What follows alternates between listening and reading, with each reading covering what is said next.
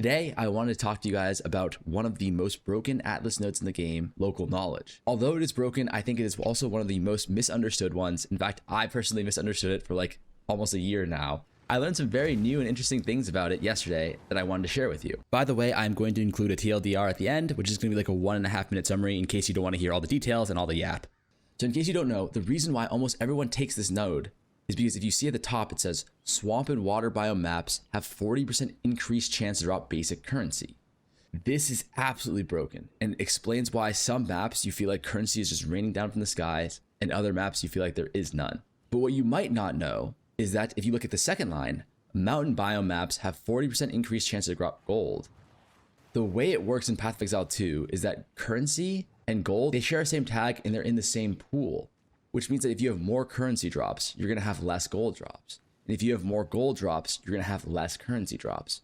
So what ends up happening is that if you end up running local knowledge on the swamp and water biome map, you are going to get way more currency and way less gold drops. You're probably not going to notice the gold drops decreasing because not many people are like checking for gold in their maps. And a lot of you guys probably have it filtered out and you just passively pick it up. But what you will notice on mountain biome maps, the amount of currency you have going down significantly. And you might just think, oh, that was weird, like bad RNG map or whatever. But the reality of the situation is that actually it's the mountain biome local knowledge completely screwing you. This isn't just speculation. This has been tested pretty significantly by Prohibited Library. And if you don't know, Prohibited Library is an amazing Discord. I come here all the time to get information. They're incredibly knowledgeable about so much of the game, and they have some really smart people who have a great understanding of statistics running the Discord and analyzing a lot of the data. But essentially, this is a community-driven Discord that collects data and then analyzes it to extrapolate information about how certain mechanics work. For example, local knowledge. So they did a pretty significant test here on specifically the mountain biome maps. They did two tests. One was with low rarity and one was with high rarity. When you run the mountain biome map, obviously the gold pile number increases. However, the important thing here to notice is that the amount of all currency drop decreases by a pretty significant percent, almost 15%, I would say around. In other words, if you have the mountain biome local knowledge activated, you are going to lose around 15% of your total currency. That's like pretty much minus 15% quant. It is brutal and incredibly important to untick this node. If you are a kind of experienced player like I was, you might be thinking, this is already known information, who cares? A lot of the more veteran POE2 players already knew that gold drop rates kind of messed with the currency drop rates. And here's the thing, mountain biome maps are actually kind of rare. If you just look around, there are actually very few mountain biome maps. I think it's probably one of the rarer map types. And if you're doing cleanse zones, there's almost no mountain maps. Even this map, right? That's like seems like it's the mountains is not a mountain map. So I thought, whatever, the odds of having a mountain map are so low and the swamp biome maps are actually like pretty common. So I'm just gonna leave it on and ignore it. The times where I forget to turn it off for the mountain are gonna be so low, it doesn't matter. However, there's one really important thing to notice here. Gold piles also affects the drop rates of non-unique gear, flasks, and all other items. Why is that? The total amount of loot that you drop from a single monster is fixed, right? The only thing that affects the amount of loot a monster drops is the quantity. So that's why quantity of items was so meta. But for the most part, one monster is dropping a fixed amount of items. It could be a roll range of like one rare monster will drop like 10 items, 10 to 15 items or something like that. But there's a certain number of items or things that the monster is going to drop.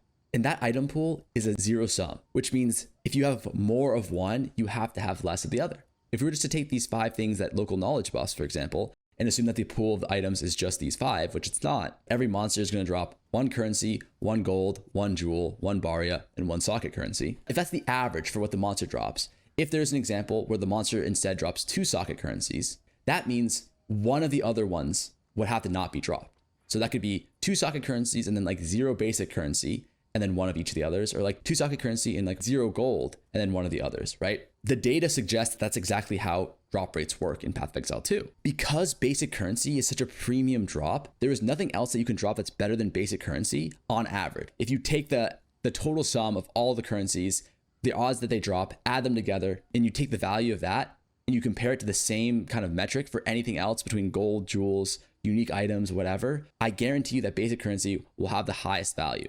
So anything that debuffs basic currency is going to grief your total amount of average loot, which means that running local knowledge on mountain biome, forest, desert, grass is a complete grief and explains the disparity between maps. I was personally noticing that like some maps I drop like 3 or 4 tinks, others I drop like 10 exalts with the same setup, same tablets, same waystones. I always just chalk this up to RNG, but it just didn't really make sense in my head. But this kind of explains that gap, that most likely the reason is due to this incredibly large spread. Because think about it. If you run gold on your map, you have 15% less of everything else. Now, I imagine that's because gold has a pretty high drop rate, so having more gold would then take away more from everything else. And something like Inscribed Barria or Jewels would have a lower drop rate, so having 40% increase of that wouldn't have as big of a gap on everything else. If you have local knowledge activated, there's two possibilities, right? You're either decreasing your basic currency drop rate by up to 15%, or you're increasing your basic currency drop rate by up to 40%. You're seeing close to 65% more currency on your swamp and water biome maps than you are on your normal maps. If you throw on top of that the fact right now, if you spawn a new map after the patch, it no longer shows the biome. The old maps, they'll say biome is mountain, biome desert, forest, swamp. But these new maps that we recently spawned, they have no information on that biome. The only way to figure out this information is to go on POE2 DB. I'll link this in the description, and you have to manually search which maps are water or swamp. This is really painful and annoying, but the good news in this situation is that the water and swamp maps have water and swamp sounding names like sand, river, rock pools, jade isles, isle, sinkhole, spring, channel, crimson shore, mire. These are all like swampy water sounding names.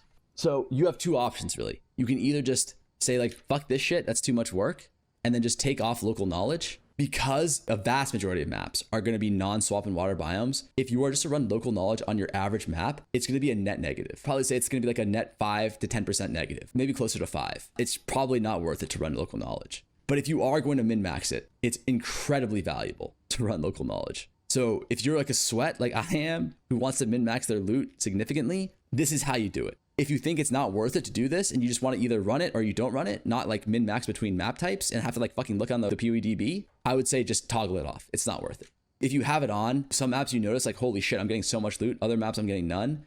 That is probably why. The TLDR for this video is local knowledge. Swamp and water biome maps have 40% increased chance to drop basic currency. Giga broken. Mountain biome maps have 40% increased chance to drop gold. Giga shit, like negative rarity. This might already be known to you, but having an increased chance to drop gold means you have a decreased chance to drop currency.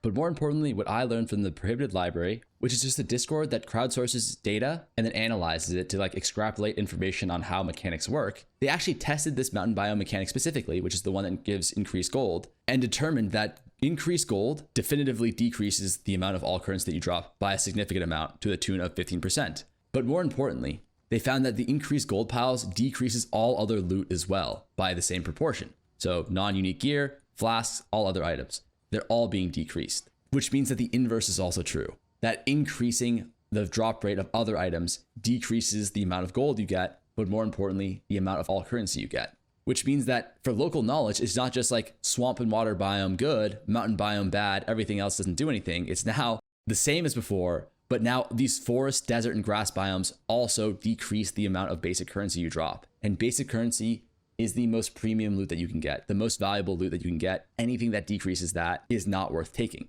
So if you are someone who just wants to either have it on or have it off for all their maps, they don't want to kind of min-max and toggle it on for water and swamp biome and then toggle it off for everything else, my recommendation for you is just to toggle that shit off permanently. But that's pretty much all I wanted to share with you guys. Let me know what you guys think about this mechanic as a whole. And also, do you guys have any other like hidden tech things that aren't very intuitive? Like this is one of those things where if you don't know about how this affects currency, you wouldn't really think that it works this way. For example, in my last video, I showed you guys about how additional rare modifier maps are incredibly broken because rare modifiers affect rarity and monster loot on rare monsters, has a multiplicative effect with map rarity, which has a multiplicative effect with item rarity. I feel like there's a lot in this game that kind of Easter egg or hidden, and I would love to hear from you guys if you have any other hidden tech that you'd be willing to share in the comments below. But that's all I have for the video today. I thought this is kind of like a game-breaking interaction in terms of min-maxing your currency drop rate from loot, and I know a lot of people were struggling with getting currency already in the new patch, so I figured I'd share this with you guys. I hope this is something that you guys will utilize, whether it's just toggling it on or off or min-maxing it with like looking up the map types and that kind of shit. If you guys like the video, please like, comment, subscribe, all that good stuff. I'll see you guys in the next one.